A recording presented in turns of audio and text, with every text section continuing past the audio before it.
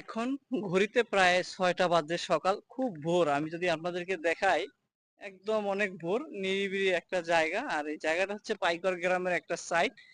এখন তেমন সকাল, খুব যেহেতু ভোর, এখন পর্যন্ত লোকজন তেমন ওঠে নাই, কিন্তু হালকা পাতলা লোকজন দেখা যায়। তো আমার পিছনে যে তাল গাছের সারি, এটা একদম সেই মাথা থেকে শেষ প্রান্ত থেকে সামনে পর্যন্ত।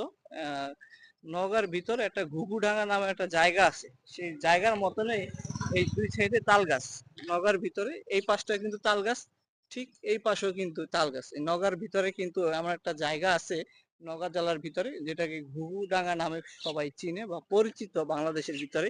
তো সেই সিস্টেমে এই রাস্তাটিতেও ওই ধরনের তাল গাছ রোপণ করছে।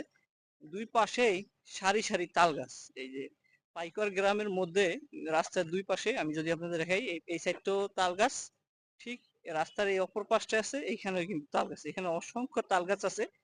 নওগাঁ ভিতরে ঘুঘুডাঙ্গা নামে একটা জায়গা আছে, ওই জায়গাটিতে অসংখ্য তাল গাছ আছে।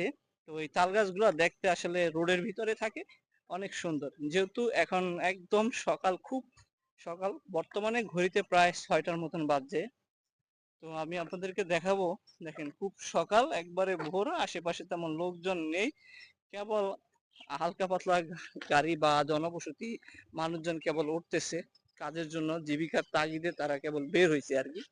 আর এটা যেহেতু একটু গ্রাম সাইড, একটু হালকা হালকা শীত আর কি।